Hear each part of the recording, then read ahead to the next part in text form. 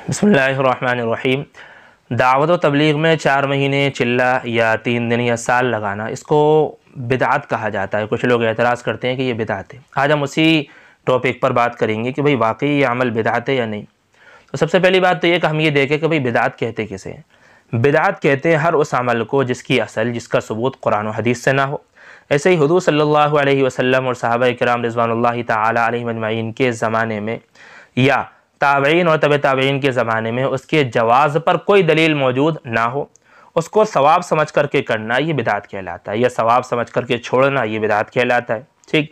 और ताबईन तबे ताबईन के ज़माने को लिया गया है क्योंकि हुज़ूर अक़दस सल्लल्लाहु अलैहि वसल्लम ने इन दोनों ज़मानों के खैर होने की दावत दी है। ठीक। बहरहाल ये हो गई इसकी बिदअत की तारीफ़।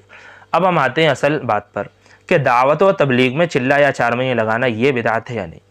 देखा जाए तो भाई देखो, दावत व तबलीग चिल्ले 4 महीने लगाना तबलीग में ये कुरान और हदीस से साबित नहीं है, लेकिन ये याद रखें कि ये बिदअत भी नहीं। अब आप कहोगे कि साहब बिदअत कैसे नहीं है, कुरान और हदीस में है नहीं और बिदअत भी नहीं है।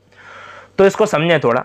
नफ्से दावत व तबलीग फ़र्ज़ है। ठीक। दावत व तबलीग यानी अहकामात को दूसरों तक पहुँचाना और इल्म दीन हासिल करना, ये क्या है, फ़र्ज़ है। इसका सबूत कुरान और हदीस में मौजूद है, लेकिन इसका कोई तरीक़ा मुतय्यन नहीं है। आप जिस तरीके से चाहो, जो तरीक़ा मुअस्सिर हो, आप उन तरीके से दावत व तबलीग और इल्म दीन हासिल कर लो। ये आपके इख्तियार में, आप इसको कर लो, बस दावत व तबलीग होना चाहिए। ठीक।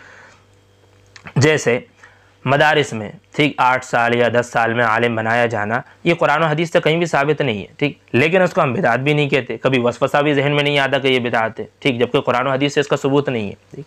इसी तरीके, लेकिन इसको बिदअत नहीं कहेंगे।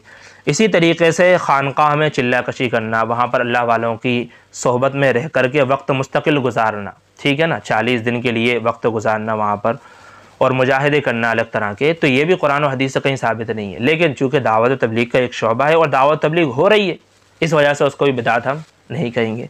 ऐसे ही कुछ लोग बैनर छपवा करके रास्ते के किनारों पर खड़े होते हैं, दूसरों को ख़ास तौर से गैर मुस्लिमों को इस्लाम की तरफ बुलाते हैं। तो ये बैनर छपवाना भी कहीं कुरान और हदीस से साबित नहीं है। ठीक। लेकिन इसको हम बिदअत नहीं कहेंगे। क्यों? क्योंकि ये भी दावत व तबलीग हो रही है। तो दावत व तबलीग का कोई तरीक़ा मुतय्यन नहीं है। अगर आप तरीक़ा मुतय्यन करते हो तो ये गलत है। ठीक है ना। हाँ, अपने इख्तियार में आप जिस तरीके से जो तरीक़ा मुअस्सिर हो, आप उस तरीके से दावत तबलीग कर सकते हैं। अब रही बात कि भाई 40 दिन ही क्यों, अगर अल्लाह के रास्ते में जमात में जा ही रहे हैं तो 40 दिन ही क्यों। तो इसकी एक वजह तो भाई सभी को पता है आमतौर पर कि 40 के आदत को एक ख़ासा असर है इस्लाह में। ठीक। जैसे कि मूसा अलैहिस्सलाम को कोहे तूर पर बुलाया गया था, तो वहाँ पर आपने 40 दिन का एहतिकाफ किया था और वहाँ पर 40 दिन रोज़े रखे थे। ठीक। 40 का आदत है, ये चिल्ले 4 महीने की दलील नहीं है, 40 नंबर की दलील है। ठीक है ना, ये मुअस्सिर है। ऐसे ही अल्लाह के नबी सल्लल्लाहु अलैहि वसल्लम का इरशाद है कि अगर कोई बंदा इखलास के साथ 40 दिन अल्लाह ताला की इबादत करता है तो अल्लाह ताला उसके ऊपर हिकमत के चश्मे खोल देंगे। ठीक। 40 दिन। ऐसे ही एक हदीस में आप वसल्लम का इरशाद है कि अगर कोई बंदा 40 दिन तक इखलास के साथ तकबीर तहरीमा के साथ नमाज़ पढ़ता है, ठीक, तो उसको अल्लाह ताला की तरफ से 2 परवाने दिए जाते हैं, एक जहन्नम से खलासी और दूसरा निफाक से बरात। यह तरतीब आगे पीछे हो सकती है, वो कमा क़ाल अलैहिस्सलातु वस्सलाम। ठीक।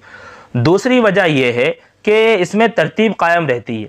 आप सोचें, अगर हम मिसाल के तौर पर 10 लोगों की एक जमात बनाएं और उनसे ये कह दे कि भाई जाओ और आप सीखना सिखाना करो, ख़ुद भी सीखो और दूसरों को भी सिखाओ। ठीक। अगर ये अमल हम कर दें और कोई दिन तय कर दें, तो आप ख़ुद बताओ क्या वो तरतीब बाकी रहेगी, वो जमात बाकी रहेगी? कोई 10 दिन में आएगा, कोई 15 दिन में आएगा, कोई 20 दिन, कोई 25, कोई 40 दिन, इस तरीके से आएगा। तो तरतीब को कायम रखने के लिए इस तरह के इसको तय किया गया है और ये तरीक़ा वाकई मुअस्सिर है। अल्हम्दुलिल्लाह। इसमें आपने देखा होगा कि पिछले वक्त में, बल्कि पिछले 100 साल में, 100 साल होने वाले हैं, कई शराबी, कबाबी, जुआ खेलने वाले और कई उल्टे सीधे कर्म करने वालों को अल्लाह ताला ने इस रास्ते के ज़रिए से हिदायत दी है। हम ये नहीं कहते इसी रास्ते के ज़रिए से हिदायत दी है, इस रास्ते के ज़रिए से हिदायत दी है, तो ये तरीक़ा बहुत ज़्यादा मुअस्सिर है। ठीक। इसलिए इसकी मुखालफत कर लेना और इसको बिदअत कह देना ये सख्त जहालत है। इसी तरीके से अगर कोई शख्स ये कहता है कि भाई अगर हिदायत मिलेगी तो वो 40 दिन में जा कर के ही मिलेगी, जमात में वक्त लगाने से ही मिलेगी, कोई दूसरा तरीके से हिदायत नहीं मिलेगी, तो ये भी सख्त जहालत और बिदअत है। ठीक है ना।